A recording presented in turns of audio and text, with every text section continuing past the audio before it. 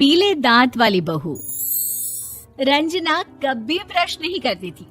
उसे कितनी बार उसके माँ बाप ने डांटा, लेकिन उसका कोई असर उस पर होता ही नहीं था, जिस कारण से उसके दांत पीले पीले हो जाते हैं। शादी के बाद।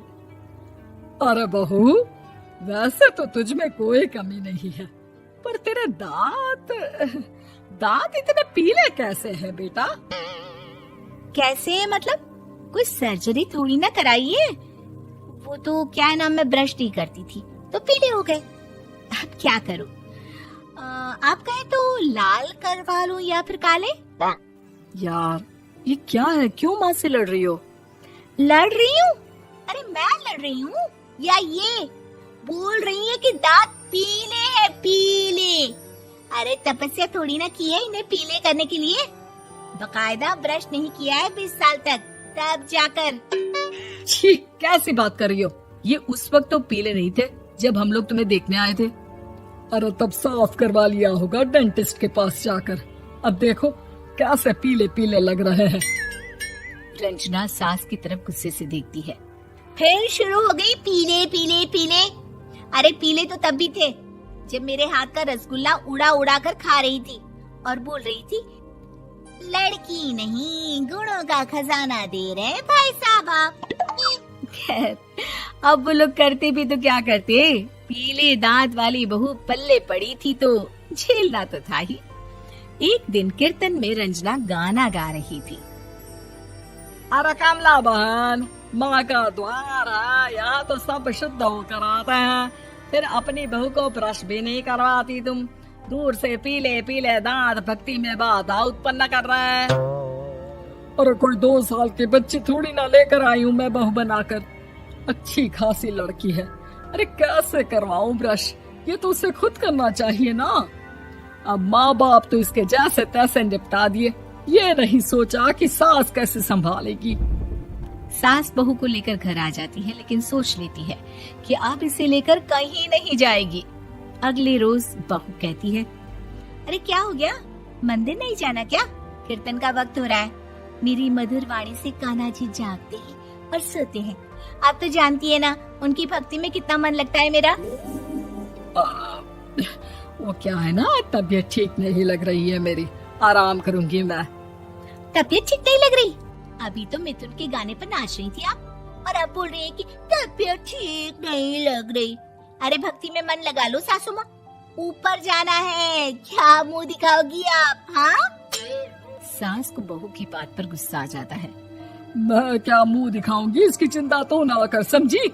अपने मुंह की चिंता कर, जो ये पीले पीले दांत लेकर हर जगह पहुंच जाती है। पता है लोग कितना मजाक बनाते हैं। ना जी ना, मैं नहीं जाना कहीं तेरे साथ।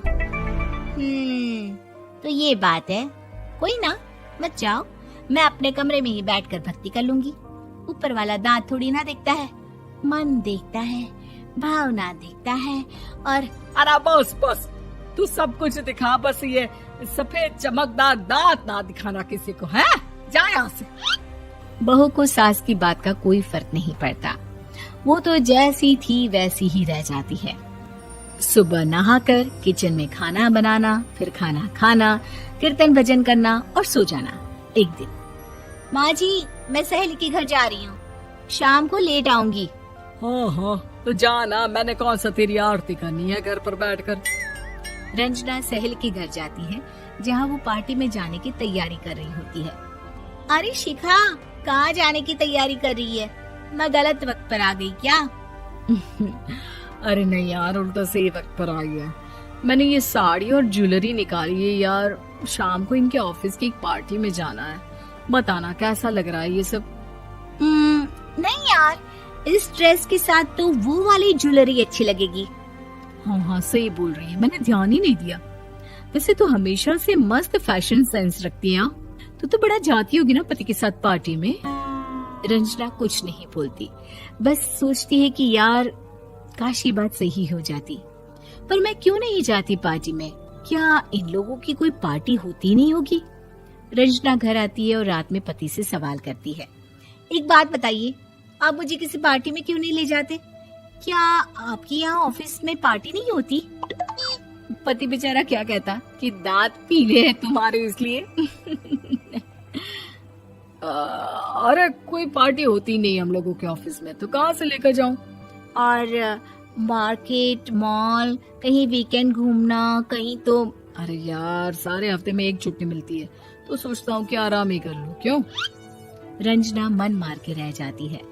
पहले कभी सास के साथ मंदिर जाया करती थी, लेकिन वो भी सास ने ले जाना बंद कर दिया। घर बैठी बैठी रंजना बोर हो जाती है। तभी उसे आइडिया आता है और वो मायके जाने का सोचती है। सासू माँ, 2 दिनों के लिए मम्मी के घर जा रही हूँ। अच्छा अच्छा, ठीक है, आराम से जा। और हाँ, माँ से कुछ अच्छी आदत सीख कर आना कि कैसे शरीर के हर भाग की तरह दांतों की सफाई भी जरूरी होती है, समझी? शुरू हो गई ना आप। वो लोग आपकी तरह नहीं है कि छोटी छोटी बात का बतंगड़ बना दे। उन लोगों के लिए मैं मायने रखती हूँ, ना कि मेरे पीले पीले दांत। रंजना माँ को बिना बताए उन लोगों को सरप्राइज देती है, लेकिन जैसे ही वो दरवाजे पर पहुँचती है, अंदर देखती है कि घर वाले कहीं जा रहे होते हैं। अब माँ, काश रंजना दीदी के दांतों वाली प्रॉब्लम नहीं होती, तो वो भी हम लोगों के साथ चलती ना बुआ जी की बेटी की शादी में। हाँ बेटा, लेकिन अब उसे कौन समझाए कि उसको उसके पीले दांत नहीं दिखते, लेकिन उसके आसपास के लोगों को कितना एम्बैरेसिंग फील कराते हैं। मुझे तो कितनी बार उसके स्कूल की टीचर ने शिकायत की कि उसके साथ कोई लड़की बैठना भी नहीं चाहती, और ना ही कॉलेज में कोई उससे बात करना चाहता था। लेकिन पता नहीं क्यों उसे ये बात समझ में ही नहीं आती। कोई कमी नहीं है उस लड़की में, बस यही कि दांत पीले हैं। वो तो भला हो जीजा जी और उनकी माँ का, जो दीदी को जैसी है वैसे ही रखा हुआ है। रंजना को अपने घर वालों की बात सुनकर बहुत दुख होता है। वो सोचती है कि वो क्या करे, लेकिन फिर वो सीधा डेंटिस्ट के पास जाती है, अपने दांत चमकाती है और कसम खाती है कि वो रोज ब्रश करेगी। अरे क्या हो गया? तुम तो 2 दिनों के लिए गई थी ना। पर कोई ना, अच्छा है, चलो आ गई तो। रंजना सास के सामने आकर खड़ी हो जाती है और पूरी स्माइल करती है, उसके चमकदार दांतों को दिखाती हुई। चले मंदिर। माँ, मुझे माफ कर दीजिए, मैंने आप लोगों को बहुत एम्बैरेसिंग फील करवाया। मैं आज से रोज ब्रश करूंगी।